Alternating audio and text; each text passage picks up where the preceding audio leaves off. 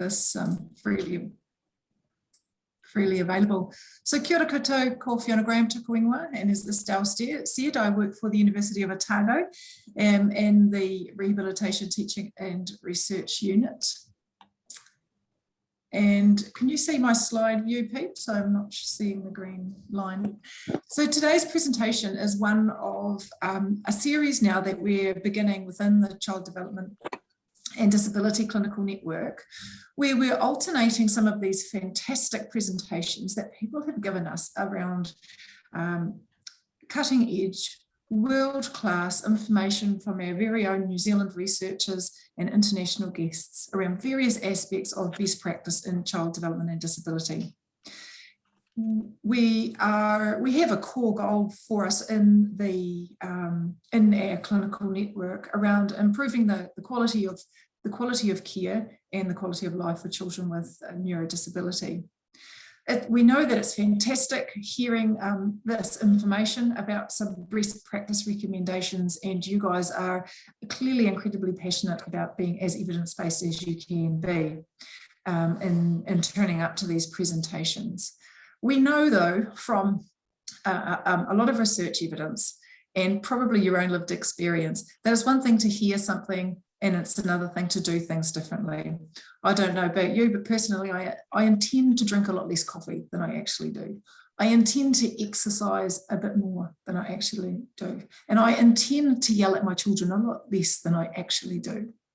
So we know that there's this gap between intention and action in most parts of our life, and no exception in health professionals implementing evidence-based best practice. For those of you who've joined us who are maybe parents of children with disability or advocates in some other way, a very warm welcome to you.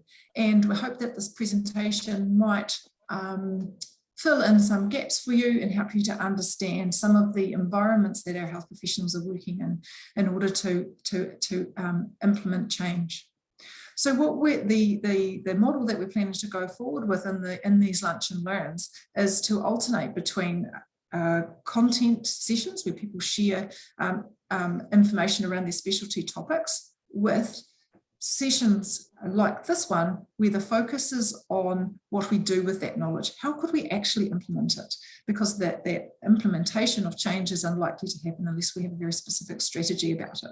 So today is the first session in that, and what I am going to do in this session is to introduce you to a bunch of information about things going on around the process of implementing change that we've implementing research-based information that's been presented. So here's a list of some of the sessions that you've already had over the last year or so with the Lunch and Learn. Now, in each of these sessions, many of you have attended them. They are freely available online on YouTube, and I can see that hundreds of people have already watched those videos.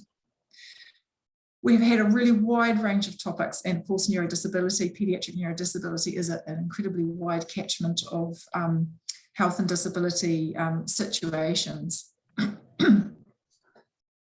Maybe chuck in the chat box what some of your favourites have been, ones that particularly stood out for you, presentations that made an impact for you on how you thought about your work or whatever your role is in relation to child development and disability. Pop that into the chat box now. We'll come back to that a little bit later on in the presentation. Of those presentations that you were able to engage in before, I've just pulled out one of many key implications from each of those presentations. And I don't even think I managed to get all the presentations on that slide. I didn't. So specific things that I could do differently in practice that might have an implication for me in what it is that I've learned. Even in today's presentation, I want you to think about what's the significance of that for me. What type of action could I take, or do I already take, that today's presentation affirms or challenges what I do in my work? Imagine what that action might be. Some actions will be, some ideas that you'll get from this will be things that you can personally act on. They don't require any permission. For example, it might be about the way that you engage with people, such as Lucy Charles and Aurora Hamill's presentation around the F words highlighted. Or it might be more substantial changes to the way culture, what the cultural messages are at your workplace around what is valued, what is the most important thing to be done with our time, what kinds of situations are really celebrated in the team or showcased as really good examples of practice. These kinds of circumstances highlight what the culture is in our organisation that supports particular types of practice behaviour, and it will affect what we focus our attention on in terms of the types of evidence-based practice that we prioritise over other things. So first of all, going back to basics for just a moment, what is evidence-based practice? Now just jump forward to my next slide for a moment, because I think this is the message that most people get about what evidence-based best practice is: a slavish adherence to the most recent randomised controlled trial or even clinical guideline about what we need to do, and making our work highly proceduralised. Yes, there is a place for procedures, but no one piece of research is going to dictate what your next clinical decision is going to be with a particular case or individual. No research evidence has been done for the specific situation that you're facing with a current client or family for the specific moment that they're in right now. So drawing on research evidence is always a combination of what is known about this wider situation from the research evidence, yes, and being informed by that in the next clinical decision that we're going to make with a child or a family. And it's related to the specific lived environment of that child and family, the clinical context that you're in, the remit of care that you have, the kind of role that you're in, and the client's choices, values and preferences, not least of all around what is going to be a good match for them. And there is, of course, the small matter of your training and expertise. Something might have been decreed as evidence-based best practice in a particular area or an intervention that's really useful, but if there's no training available to it in New Zealand, or none that you can get funding to go to, then it's really not a choice that's available in your repertoire. So all of these things come together to be an what is now called evidence-based best practice. It was never meant to be a one-way prescription, and always something that was a very much a multifactorial decision-making process. You might also have heard, so hopefully we've clarified that mythology now around evidence-based best practice. You might have also heard the description of it taking 20 years, 17 years to get from research evidence to practice implementation at the bedside. Now, I don't know about you, but I have a slight reaction to that kind of declaration, because it does suggest that the humble practitioner is a passive recipient at the end of a long line of steps, and that they somewhat mindlessly go about implementing what was in the research evidence. So there's always a combination of factors, but then there are situations such as, children, knowing that children are more likely to survive their infancy if they're put to bed on their back rather than on their front. And the sad fact that it took 20 years between when epidemiologists had identified that pattern of children being more likely to die from SIDS or cot death when they're put to sleep on their tummy, until policy changes in terms of health, population-wide health advice was in place. So there's somewhere there in between, as each of us making clinical decisions along with their family about what's the preferred focus of intervention here with this child in front of us and their family. Now, there are a number of reasons for that steps and process. And first and foremost, we need to know what the evidence is. We need to be aware of it, and we need to accept or believe that research-based evidence that is undertaken using rigorous research methodologies and is published in peer-reviewed literature is actually a reliable and quality source of information. We need to know how to find it in systematic reviews and clinical guidelines, and we need to know how to make sense of it when we do read of it. We need to know how to keep abreast of it. But we also then, there's a process of change to go through with the health professional and their service, their team, being able and willing and invested in making changes to the way care is carried out.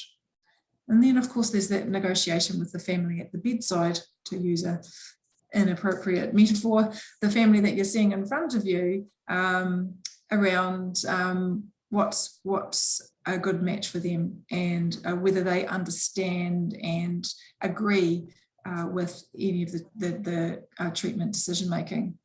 Now, just to go back to those first couple of steps around being aware and being informed.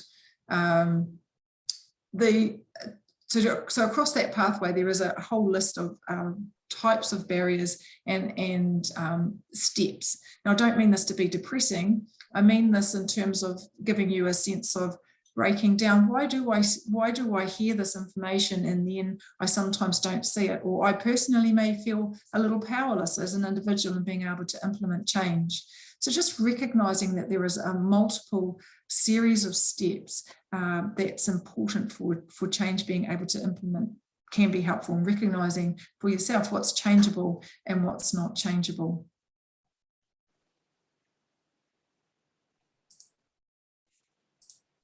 Okay, so for each of these steps in the process of evidence-based practice, there's a whole series of questions that each of those opens up that we'll need to understand or be able to answer in order to be able to do something differently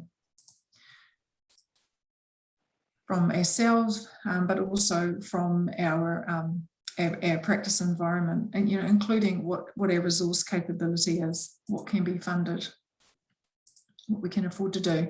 So in terms of what is doable, knowing the answers to some of those questions and knowing how to find and appraise, make sense of, and move research information into something that's actionable locally, you will have some skills at that from your pre-professional training, your undergraduate training, and whatever your profession is, but just recognizing that they are also quite advanced postgraduate skills. To some extent, it's kind of like a lifelong learning situation. I'm still learning how to do systematic searches better, even though I've been working as an academic for the last 10 years or so and have a PhD. You'd think I'd be there by now, but I wouldn't say that I am. I'd still seek the support of librarians for some aspects of my role.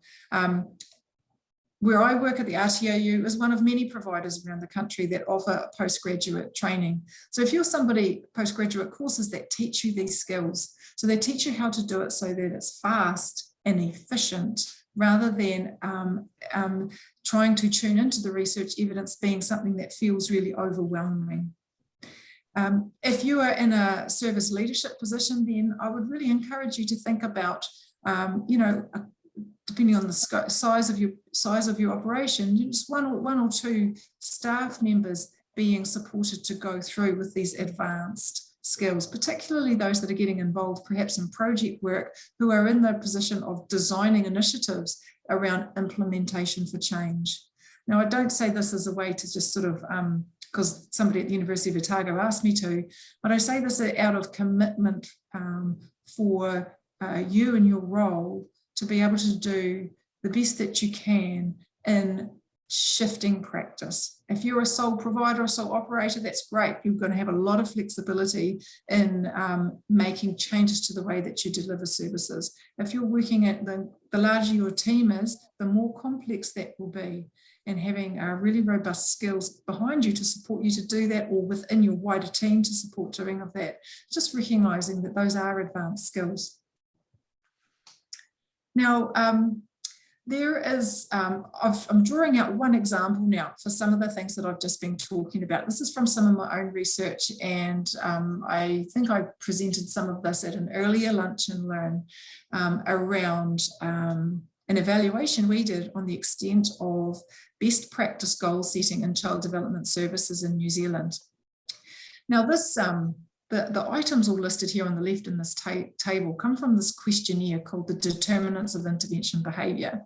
Now there is a whole science around how to get professionals to adopt new behaviours or change their behaviours. Now we often think about behaviour change and sort of helping people to stop smoking and adopt other kinds of health behaviours, but there's actually a whole science around how to get health professionals to change their behaviour because it is such a known phenomenon. Of course, we know different to everyone else in society about, you know, wanting to drink less coffee and exercise more and all the rest of it, in terms of finding it difficult to do something differently when that, even though we believe in it and we value it.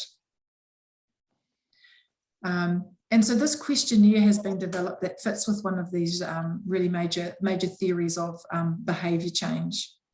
And in this questionnaire, which we've used in a couple of studies now, looking at what are the barriers and facilitators, what are the pieces of behaviour change that are known to be really important drivers for people to do something differently, and how are they playing out around the specific intervention. So in this case, the specific intervention was the use of participation-focused goal setting in child development. So it is an established contemporary best practice that goal setting is undertaken with families, in collaboration with families, for any health and rehabilitation, health disability related intervention. We should be collaboratively setting goals with families. And for best outcomes, those goals should reflect what they actually want to see differently in everyday life. So no more setting goals around changes and impairments. The goals need to describe participation in life situations, being on soccer teams, taking part within classrooms and in playgrounds, being independent self-carers and so on. So we looked at what do clinicians think about this kind of goal setting? Do they have an intention to do it? Do they intend to set goals that reflect participation? And that was one of the most highly rated items. 89% of clinicians strongly agreed that that setting goals reflecting participation was a really important thing to do. As another part of the study, we asked them to give us an example of participation-focused goals, and 37% of what they put in fact reflected participation. So there's an intention to do this. It sounds like a good idea. They think that they believe in it, but in fact, there's a difference between their skill in being able to do it and where their values are about doing it. So that suggests a need for training in order to bridge that particular gap. So you see, as we start to break down all these different, I'm not going to go through all of those things on the left in today's presentation, but it gives you a sense of the nuance of things to think about. Well, where are we at as a service? Where am I at about any one of those half a dozen key implications for practice from our earlier lunch and learn sessions? And thinking about where they might be. And you'll all have different levels of influence in your organisation. So really high in terms of intentions and belief. Another aspect though, I'm going to jump down to is around, do I have a specific plan of action? It's just like me, I'm intending to drink less coffee. Okay, what am I going to do at 7:15 when I would usually have my first cup of coffee for the day? What am I going to do there instead of make a cup of coffee to divert me from continuing on with behaviour as normal? If I don't have a plan about that, and I don't have a plan about that, honestly, I'm in pre-contemplation about dropping it back on my coffee. But if I seriously intended to do that, I need a plan of action around it. And the same with any of these fantastic suggestions, implications for practice presented in all of our other presentations. Now, when we ask the therapists about goal setting, what are your specific planning, behavioural regulation, it's kind of called, around it? Very few clinicians had any forward planning to ensure that they targeted participation with families, that they guided goal-setting conversations to reflect participation in the lived environment. Less than half, even less, had a plan for self-monitoring that they'd done it. So checking back to see that they had in fact focused on information. So that might be something like a case review discussion that they would regularly have with their colleagues, some kind of audit, self-audit checklist that they might have had and with it as part of their service as well. If we don't have those strategies in place, either as an organisation or as an individual, we're very, very unlikely to implement a new behaviour. One thing that was particularly highlighted in this was that training was needed. So here they even self-stated that I 30%, only 43% of people felt that they had the skills to be able to do participation-focused practice. So if we were to think back, just to remind you again to some of those earlier sessions, what might be some specific actions where in that sort of pathway for behaviour change could I possibly do something different? And I'd love to, if you want to, do feel free to put it in the chat box or talk amongst yourselves. I know many are attending in groups. Think about what's something I personally could do. If you don't want to put it in the chat, say it to your cat or any other kind of live being that you can convince to. Saying it out loud is another reinforcer to doing something differently. And if you're in a service development role, thinking really strongly about what else could I do? Sometimes we often aim too high with these things and go outside of our sphere of influence, what we can actually change. So I encourage you to keep it into some kind of level of change that you can actually act on. What's one thing that you could do differently?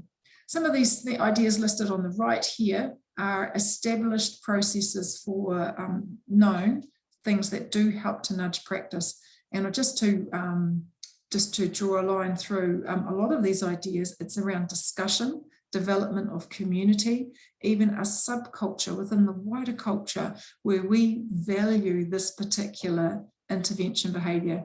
And that's exactly what we're planning to provide in the lunch and learn sessions, is a kind of a little community of practice on every second session for developing a peer group, a positive conversation about change. Less successful is just auditing people, making it a rule and auditing people, did you do it or not? For those of you particularly in service leadership positions, that doesn't tend to go down very well. It doesn't tend to shift practice. It's when people feel engaged and a part of things and are able to have discussions that tease out their values around this and how much they believe this makes a contribution or not. Now, this final slide is one of our key messages that we provide when we talk to students and talk to potential students at the RTAU, and again, not as a hard sell, but just reinforcing that idea of as a health provider, you are an agent of change, not the target of change. So doing things different is about the choices that you make, and you absolutely have a really proactive role in that, rather than feeling like you need to be, simply do a very proceduralized process because somebody's told you to do it. So I encourage you to adopt that. And if no one else has already said this to you today or this week or this month, you are enough, you do enough, and you have enough to make a difference for children with disability and their families. And I want to thank you for what you're already doing. Keep it up. Thank you so much, Fee. It's really, really helpful. I think that one of the issues we all struggle with in practice is actually coming along to these kinds of learning series and then going, actually, what does the difference does that make in my practice, and how can I actually ensure that that helps? And some of those strategies around the idea of auditing and checking after someone's done something versus actually having discussions and creating those communities of learning within your workspace is something that's really, really valuable. And I think that as the Lunch and Learn series, we're really wanting to ensure that actually what we do does change practice, instead of having it as just you come along and you are passive participants and absorbing this information that we're sharing and these wonderful speakers. We'd like to see that it's making a change. And so this is crucial to get that kind of evidence-based practice into all of our practices. Is there questions that people have Please feel free to use the chat function if you wish, or the Even Padlet page. comment and general comments too, just opening up some of that discussion.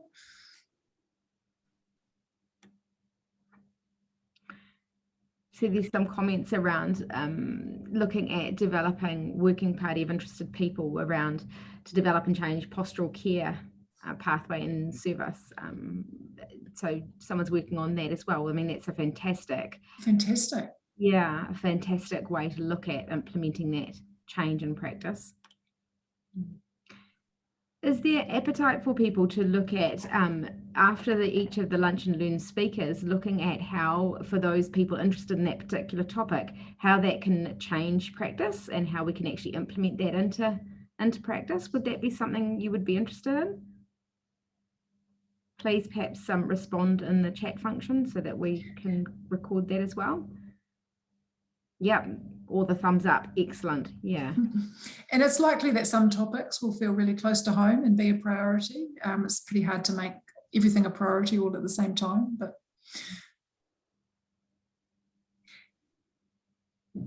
we're also mindful that some people are working in really large teams like Waitemata DHB, for example, and they work around the CP study findings. And others of you are working in isolation or in very small teams. And so the community of practice that we can make available online might be a lot more significant for some of you than others. But always welcome. And as a Lunch and Learn and as part of the Child and Youth Clinical Networks, we're happy to support that process because our ultimate aim, as we've said, is to make sure we're supporting the community of paediatric therapists to implement evidence-based practice. So really keen to be involved in that process. Cool. If you've got questions after this, we have Padlet page will be open and we'll need to add in there just the blurb about Fee's talk. So we can do that and feel free to add in questions and we'll be able to look at that over the next few weeks as well. A good question, Jane. How will we choose the topic? Well, the intention has been to start from now on going forward with every second month being a knowledge translation process, a community of practice based on the previous speaker of the month before. But what I'm picking up a little bit from today is that there's actually quite a lot of interest about some of those past topics. So I think we'll get together as a working party group around that and come back to you on that. Can I just say, in case Estelle doesn't say today, while I've presented today, I work very much with Estelle, with Denise James, with Jane Hamer, and a couple of others here today, and we're volunteers in providing this and we are passionate about it. We're all leaders in various fields in our own right. We would love to have you join us. If you would like to make a contribution to this national discussion, this is just one of several projects that we do within this clinical network. If you'd like to get involved in national level initiatives for children with neurodisability and their families, then just drop us a line, give us a call. We have a lot of fun. Yes, please. Welcome, welcome. Anybody, everybody. It's a great opportunity to share knowledge and to be involved in actually furthering the sector, which is just awesome. Yeah. So thanks so much, Fee. That was really, really helpful. And I think some food for thought for us to go on with in terms of looking at how we can move into making sure we implement into practice. So thank you, everybody, for joining us today. And yeah, and feel free if you've got additional topics you'd be interested in. We're really all ears. We would love to have you share those. Feel free to drop us a line at any time. Thanks, everybody. Kite anō. Ka kite.